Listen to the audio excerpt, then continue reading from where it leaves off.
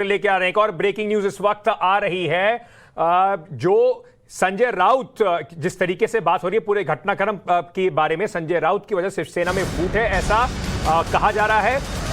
ये राउत सफाई देने के लिए स्क्रिप्ट लिख रहे हैं। तो ये सीआर पाटिल मुझे लगता है कि इस तरीके से ये पूरा बयान दे रहे हैं। संजय राउत को उन्होंने सबसे बड़ा विलन जो है इस फूट का शिवसेना में बना दिया है। सुनते हैं क्या कह रहे हो। जैसे नाना पटोले जी के केंद्र का हस्तक्षेप विधान परिषद में इस पर बोला था कि हारने के बाद एक स्क्रिप्ट तैयार करनी पड़ती है, वो नाना पटोले ने पहले से बनाई। वैसे अभी ये जो बगावत हुई है उसकी स्क्रिप्ट संजय राउत लिख रहे हैं। संजय राउत के इस प्रकार से भड़काऊ भाषणों से, जिसको मराठी में कहते हैं कि चुभने वाले बातों से ही ये सारे प्रॉब्लम निर्माण हुए उनकी पार्टी में भी, और लोग इसको बर्दाश्त नहीं करेंगे। इसका उदाहरण एकनाथ शिंदे जी की बगावत है। तो अभी तो क्या संजय राउत जी है, थोड़ा ठीक समझ पोलाइट बात करे हर विषय पर, त्याला आम्ही मराठीत म्हणतो अंगावर जाण्याची आवश्यकता नाही।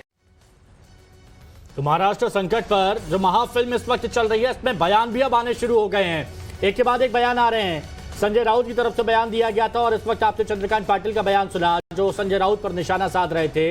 लेकिन सबसे बड़ी डेवलपमेंट जो इस वक्त ये है कि सभी एक दूसरे को साधने की कोशिश कर रहे हैं। बैठकों का दौर यहां पर शुरू हो गया है। जैसा कि अभी कुछ देर पहले खबर बताई कि शरद पवार और प्रफुल्ल पटेल के बीच में अब यहां पर बातचीत शुरू हो गई है। हालांकि अब शाम को वो मुंबई पहुंचेंगे, कहीं देर ना हो जाए ये भी कही जा रही है, क्योंकि दिल्ली में बैठ के मुंबई को पूरे साधने की कोशिश की जा रही है। कई विधायक इस वक्त सूरत में भी हैं, उनको भी बातचीत करने की, उनसे संपर्क साधने की कोशिश की जा रही है, जो अभी तक हो नहीं पाया है।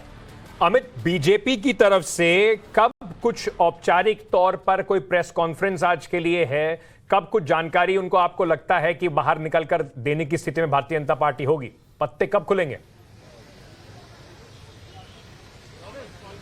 देखिए, मुझे लगता है कि पत्ते नहीं खुलेगी। बीजेपी इस बार कोई भी गड़बड़ी नहीं करना चाहती है। जो थोड़ी देर पहले मेरे जो यहाँ के जो प्रभारी है महाराष्ट्र के सीटी रवि, उनसे भी बात हुई थी। इसके अलावा कुछ और नेताओं से बात हुई थी। उन्होंने साफ तौर पे कहा था कि कहीं से भी कोई हड़बड़ी इस बार नहीं बीजेपी करना चाहती है और हड़बड़ी करते दिखना भी नहीं चाहती है, क्योंकि जो पूरा समीकरण है, पिछले बार जैसे जिस तरह से मुंह की खानी पड़ी थी, रात भर में पूरा खेल पलट गया, रात को शपथ लेना पड़ा और सुबह होते ही पूरी चीजें बदल गई थी।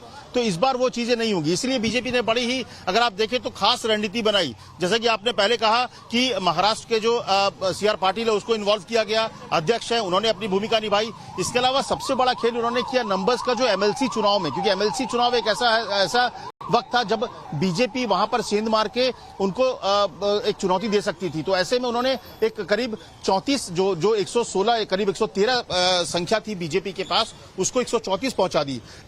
करीब 20 उनके साथ जुड़ गए। इसके बाद अब नंबर आता है कि आगे क्या। तो ऐसे में एकनाथ शिंदे के पास देखा जा रहा है कि वो कितने जोड़ सकते हैं।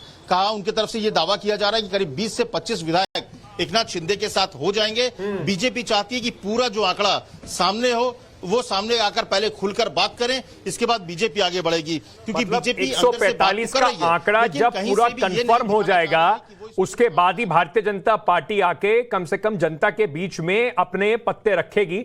एक छोटा सा ब्रेक ले रहे हैं, रंजीता के पास भी चलेंगे, हमारी सहयोगी जुड़ रही है हमारे साथ। कांग्रेस में क्या उथल पुथल है? क्योंकि अब जो लड़ाई है वो ऐसा भी हो सकता है कि अभी तो शिवसेना के ऊपर गाज गिर रही है, ऐसा ना हो कि एनसीपी और कांग्रेस में भी टूट फूट शुरू हो जाए।